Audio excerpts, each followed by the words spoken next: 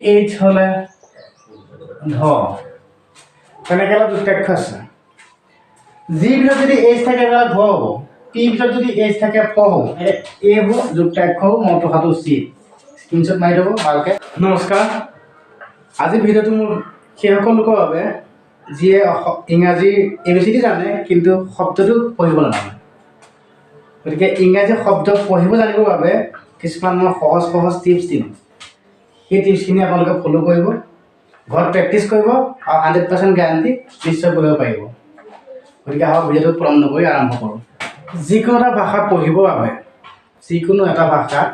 পঢ়িবৰ বাবে প্ৰথম আমি কি জানিব লাগিব বৰ্ণমালা আমি মনত পেলাওঁচোন বাৰু অসমীয়া যেতিয়া আমি পঢ়িবলৈ শিকিছিলোঁ তেতিয়া প্ৰথম আমি কি শিকিছিলোঁ বৰ্ণমালা অৰ্থাৎ স্বৰবৰ্ণ আৰু ব্যঞ্জন বৰ্ণ হয়নে নহয় ঠিক তেনেকৈ ইংৰাজীটো আমি বৰ্ণমালা প্ৰথম পঢ়িব লাগিব অৰ্থাৎ এলফাবেট এতিয়া অসমীয়া বৰ্ণমালা কি আছিলে স্বৰবৰ্ণ আৰু ব্যঞ্জন বৰ্ণ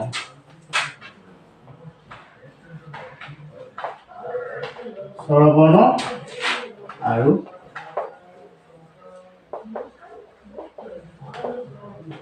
ব্যঞ্জন বৰ্ণ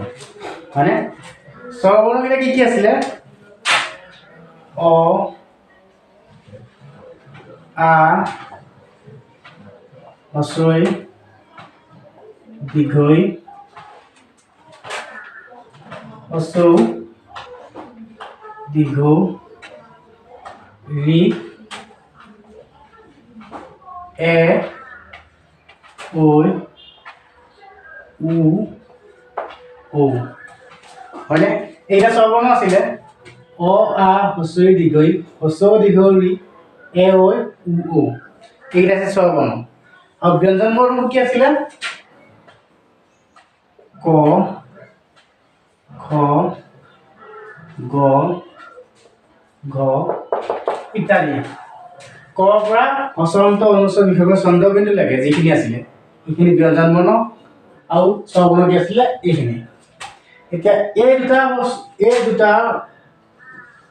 আখৰ মানে বৰ্ণৰ লগ হৈহে এটা শব্দ গঠন হয় হয়নে নহয় যেনেকৈ ক ল ম কলম ক কৈছোঁ ক বুলি কওঁতে অ আহিছে অৰ্থাৎ অটো আহি গৈছে পিছত ক ল ম তাৰপিছত অ অৰ্থাৎ ব্যঞ্জন বৰ্ণ আৰু স্বৰবৰ্ণ লগ হৈহে এটা শব্দ গঠন হয় ঠিক তেনেকৈ ইংৰাজীটো কি হয় এলফাবেটখিনি যিখিনি থাকে সেই এলফাবেটখিনি লগ হৈহে এটা শব্দ গঠন হয় হয়নে নহয় এতিয়া যেনেকৈ কলম তেনেকৈ ইংৰাজীটো তেনেকৈ লিখিব লাগিব পেন PEN পেন অৰ্থাৎ তিনিটা বৰ্ণ লগ হৈছে তেনেকৈ অসমীয়া শিকিবলৈ যেনেকৈ আমি স্বৰবৰ্ণ আৰু ব্যঞ্জন বৰ্ণ শিকিছিলোঁ ঠিক তেনেকৈ ইংৰাজীটো আমি বৰ্ণমালা শিকিব লাগিব হয়নে নহয় এতিয়া ইংৰাজী যিখিনি বৰ্ণমালা সেই ইংৰাজী বৰ্ণমালাখিনিক আমি ইংৰাজীত এলফাবেট বুলি ক'ম কি বুলি ক'ম এলফাবেট ALPHABET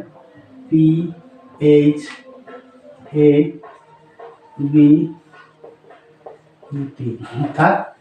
এলফাবেট অৰ্থাৎ এই অসমীয়াত কি হ'ব ই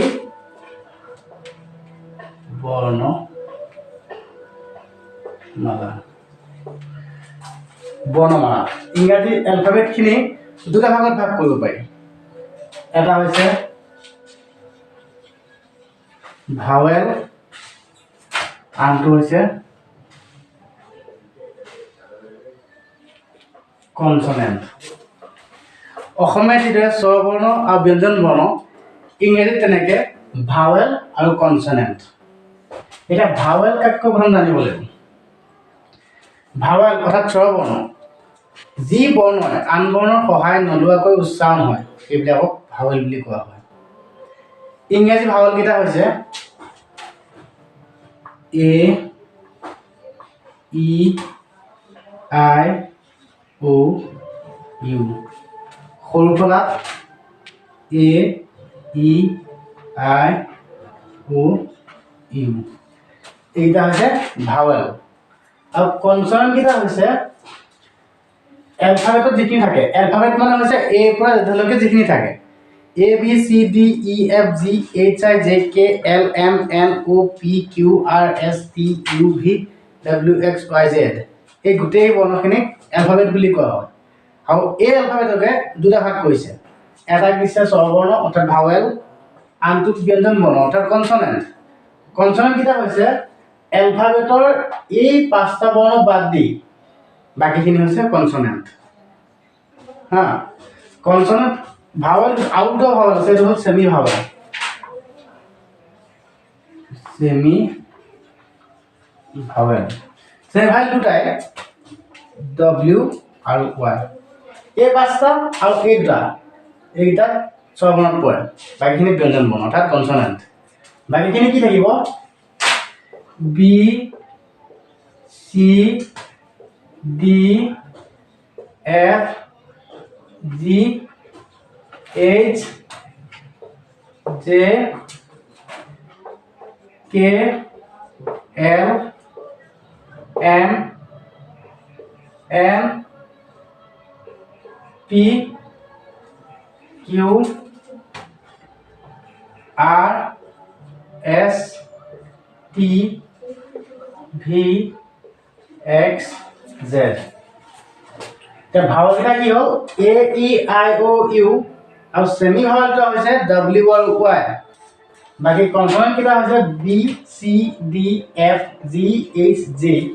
কে L M N P Q R S T V X Z অৰ্থাৎ 1 2 3 4 5 6 7 8 9 10 11 12 13 14 15 16 17 18 19 এই 19টা হৈছে কনচনেণ্ট আৰু এইকেইটা ইয়াৰ হ'ল পাঁচটা ভাৱেল বাকী দুটা চেমি ভাৱেল বুজি পাইছে নাই পোৱা যদি কমেণ্ট কৰিব মই বুজাই দিম বাৰু আকৌ এতিয়া হ'ল কি এই এলফাবেটৰ যে দুটা ভাগত ভাগ কৰিলে ভাৱেল আৰু কনচনেণ্ট এই দুটা বস্তু ভালকৈ বুজি পালেই একদম ধুনীয়াকৈ আপোনালোকে ইংৰাজী পঢ়িব পৰা হৈ যাব এতিয়া প্ৰথম চাব লাগিব ভাৱেলৰ কাম কি কনচনেণ্টৰ কাম কি হয়নে নহয় এতিয়া আমি এলফাবেট জানিলোঁ ভাৱেল জানিলোঁ কনচনেণ্ট জানিলোঁ এতিয়া ভাৱেল আৰু কনচনেণ্ট মিলি কেনেকৈ এটা শব্দ গঠন হয় সেইটো শিকিম এতিয়া ভালকৈ চাই থাকিব হা ভিডিঅ'টো স্কিপ নকৰিব অকণ সেইফালকৈ চাব বুজি নাপালে কমেণ্ট কৰিব মই বুজাই দিম প্ৰথম হ'ব কনচনেণ্টবিলাকৰ শব্দখিনি উচ্চাৰণবোৰ কেনেকৈ হয়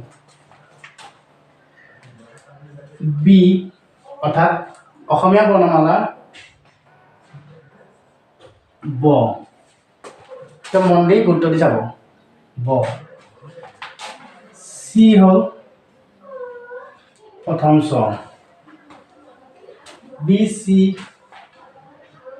ডি হ'ল দন্ত্য দেও বি চি ডি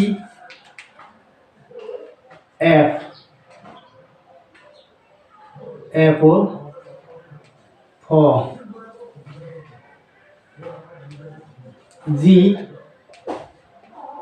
গ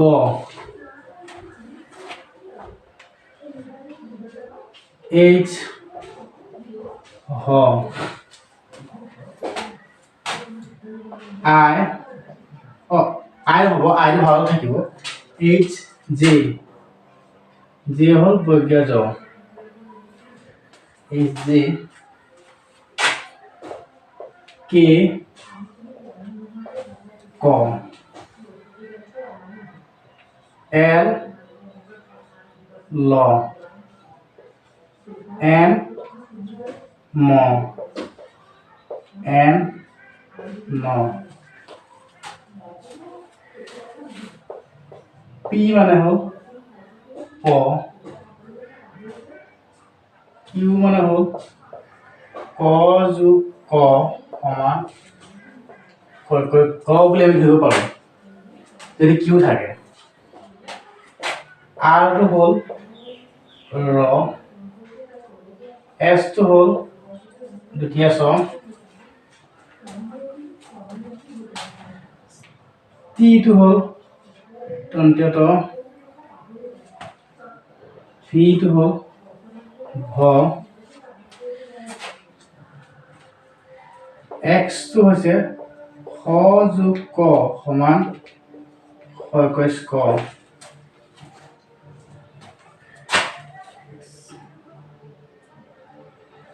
z টো হৈছে টেষ্ট জব বুলি আমি ধৰিব পাওঁ এতিয়া এই হাতখন আপোনালোকে হয় স্ক্ৰীনশ্বট মাৰি লওক নহয় ক'ৰবাত লিখি ৰাখক বহুত কামত দিব ইংৰাজী বি মানে হৈছে আমি অসমীয়াত ব বুলি ধৰিব পাৰোঁ চি মানে হৈছে চ প্ৰথম চ ডি মানে হৈছে দন্তীয় দ টি মানে হ'ল দন্তীয় ত এফ মানে ফ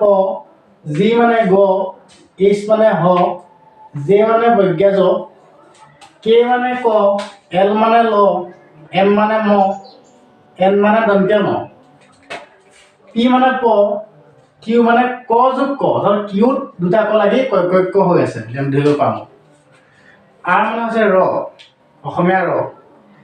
এছ মানে হৈছে দ্বিতীয় চ টিটো দন্তীয় দ ক'লোৱেই ভি মানে ভ এক্সটোত আমাৰ কি হৈছে খ যোগ ক সমান ক মানে এক্সটো দুটা লাগি আছে বুলি আমি ধৰি ল'ব লাগিব জেটো হৈছে বজ্ঞা জ ইয়াত আপোনালোকে কথা মন কৰিছে ভাওল নাই হয় নহয় তাৰমানে সেইখিনি চব বৰ্ণ এতিয়া কি হ'ল বি আগত এ আছিলে এ বি চি ডি ই নাই ই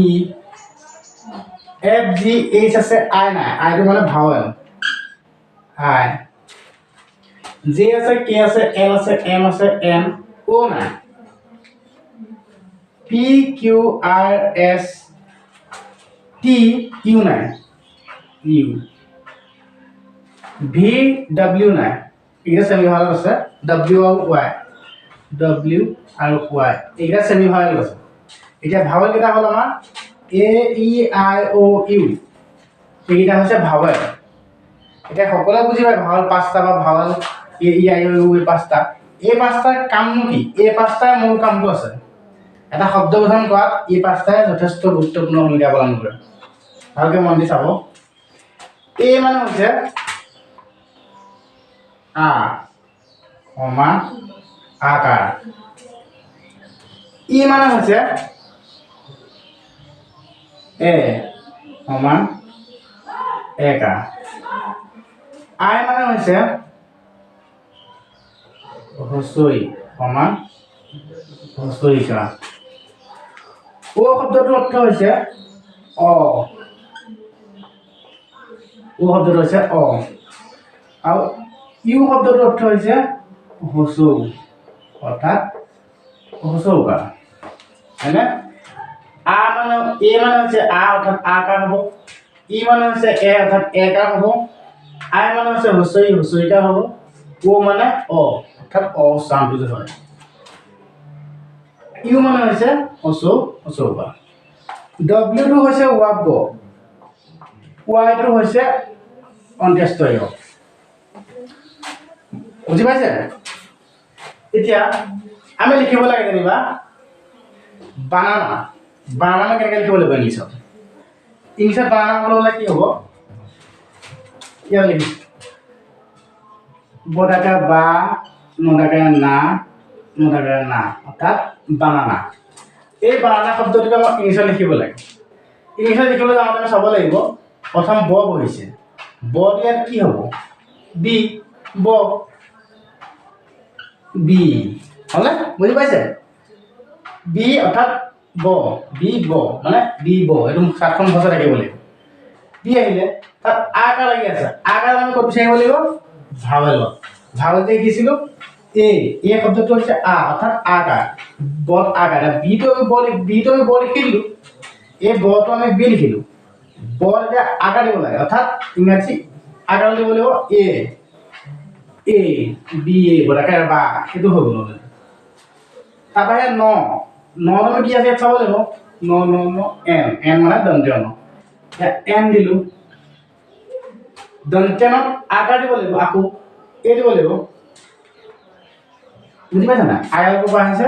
আকাৰ অৰ্থাৎ ই পৰা আহিছে ই মানে আকাৰ বদাকাৰে বা নদাকাৰে না হয়নে আকৌ নদাকাৰে না হৈ গ'ল দন্ত্য ন মানে এন আকাৰ মানে এ বা না অৰ্থাৎ এইকেইটাই বৰ্গাকাৰ বা এইকেইটাই নদাকাৰে না আৰু এন এ মানে নদাকাৰে না অৰ্থাৎ বানানা হ'ল বুজি পাইছে সকলো ভালকৈ বুজিছে নহয় কি আকৌ তেনেকৈ আমি এটা প্ৰেক্টিছ কৰিব লাগিব যিমানে প্ৰেক্টিছ কৰিম সিমানে পাৰিম এতিয়া লিখিব লাগে দিবা এইটো কি হ'ব এইটো মই লিখি দিছোঁ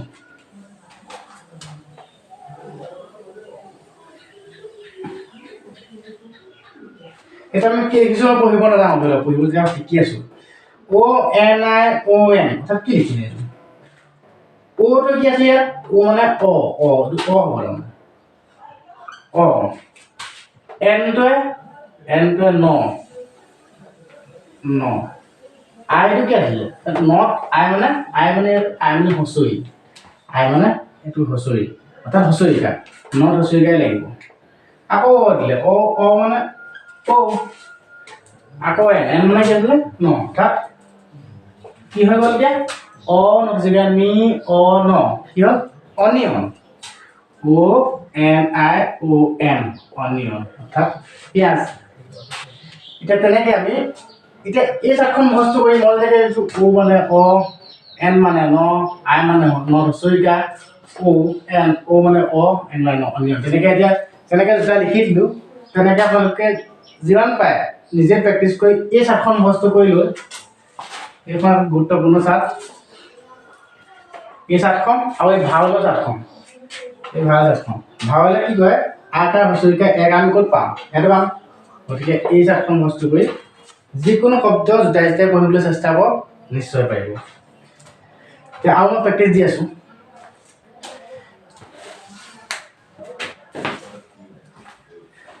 এতিয়া আমি আকৌ প্ৰেক্টিছ কৰিম অলপ ইয়াত কেইটামান বস্তু থাকি গৈছে মই যেতিয়া একেবাৰে লিখি দিছোঁ ঠিক আছে যেতিয়া অ দুটা থাকিব তেতিয়া দীঘৌকা বুলি ধৰি লব পাওঁ দীঘৌকা অৰ্থাৎ দীঘৌ হা তাৰপিছত যিকোনো এতিয়া ভাওৱেল নাথাকিব ভাওৱেল যদি মাজত নাথাকে দুটাই কনচনেণ্টে থাকে এছ কে অৰ্থাৎ ইয়াৰ মাজত কোনো ভাওৱেল নাই এইটো হ'ল এছ মানে চ আৰু যোগ ক সমান ক তেনেকৈ এইবিলাক যুক্তাক্ষৰ হয় যদি মাজত কোনো ভাওৱেল নাথাকে হা এতিয়া SCH চ ক হ চ যোগ ক যোগ হ সমান সৰ্কচ খ প্লাছ সৰ্কচ খ সৰ্কচ খ হ এইটো হ'ল দন্তীয়া খ এছটো হৈছে এছটোৱে দন্তীয়া খও বুজায় দ্বিতীয় চও বুজায় বুজি পাইছে এতিয়া এইটো হ'ল চিটো ক হ'ল খ যোগ ক যোগ হ এইচ মানে হৈছে হ সমান সৰ্কচ ক বুজিছে তেনেকৈ লিখিব লাগে SCHOOL অৰ্থাৎ খ যোগ ক যোগ হ সমান সৰ্কচ ক অ থাকিলে হচৌকা বা দীঘৌকা হয় এইটো হচৌকাই দিলোঁ অ হচৌকাৰ বা উকাৰো হৈ যায় একাৰ যোগ আকাৰ উকাৰো হৈ যায় এইটো ইংৰাজী তেনেকৈ মানে মই চব টিপছে দিছোঁ এইটো ভালকৈ সোনকালে পঢ়িব পৰা হ'ব পৰাকৈ গতিকে নিজে অলপ কেটচ কৰিব লাগিব একাৰ যোগ আকাৰ আমাৰ উকাৰো হ'ব হা সৰ্কচ কু এল স্কুল হয়নে হৈছে এতিয়া লিখিব লাগে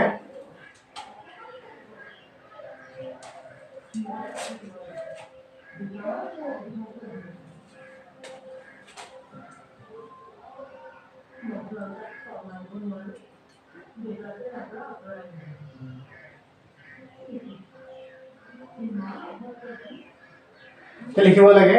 ৰমেন ৰ মটেকাৰে মে ন ৰমেন ৰমেন বুলি লিখিব লাগে ৰটো কি আছিলে আৰ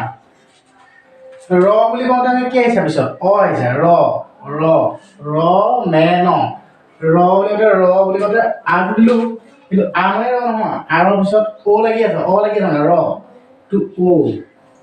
ৰ হৈ গ'ল মত একাৰে মে ম মানে হৈছে এম একাৰ লাগিব ই এন ন ৰোমেন হৈছে এতিয়া জি এইচ হ'লে ঘ পি এইচ হ'লে ফ কে এইচ হ'লে খ আৰু টি এইচ হ'লে ঠ ডি এইচ হ'লে ধ তেনেকৈ অলপ যুক্তাক্ষৰ আছে জি পিছত যদি এইচ থাকে তেতিয়াহ'লে ঘ হ'ব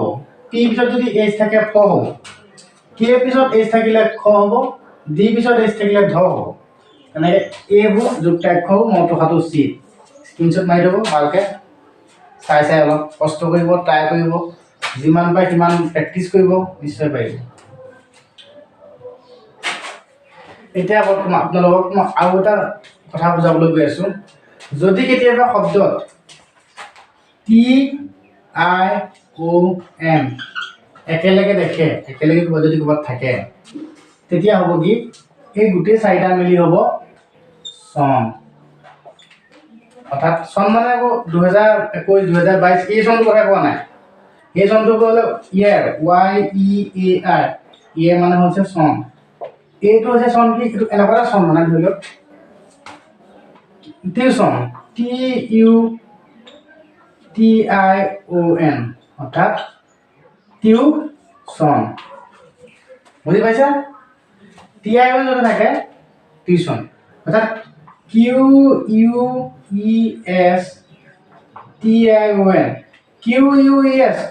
কুৱেছ এটা মানে কুৱেছ হৈ গ'ল TIONটো চন মানে কুৱেশ্যন বুজি পাইছে কুৱেশ্যন মানে প্ৰশ্ন TION মানে চন এইটো মনত ৰাখিব এতিয়া মই আপোনালোকক এটা শব্দ দিছোঁ সেইটো আপোনালোকে কমেণ্ট কৰি জনাব মই শুদ্ধ হৈছে নে অশুদ্ধ হৈছে জনাব নিজে চেষ্টা কৰিব আনক নুসুধিব BOOK 1 নম্বৰ 2 নম্বৰ PENCIL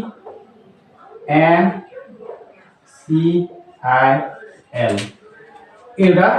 মোক কমেণ্ট কৰি জনাব আজিৰ ভিডিঅ'টো ইমানেই আৰু যদি ভিডিঅ'টো ভাল লাগে তেনেহ'লে লাইক কৰিব কমেণ্ট কৰিবই ছাবস্ক্ৰাইব কৰি দিব যাতে এনেকুৱা ধৰণৰ ভিডিঅ' মই দি থাকিম আপোনালোকে সদায় কৰি থাকিব পাৰে আৰু যদি বেছি ভাল লাগিছে তেন্তে লগৰ কাৰোবালৈ শ্বেয়াৰ কৰি দিয়ক তেওঁলোকেও জানক কিছুমান নজনা কথা আছে যদি ধন্যবাদ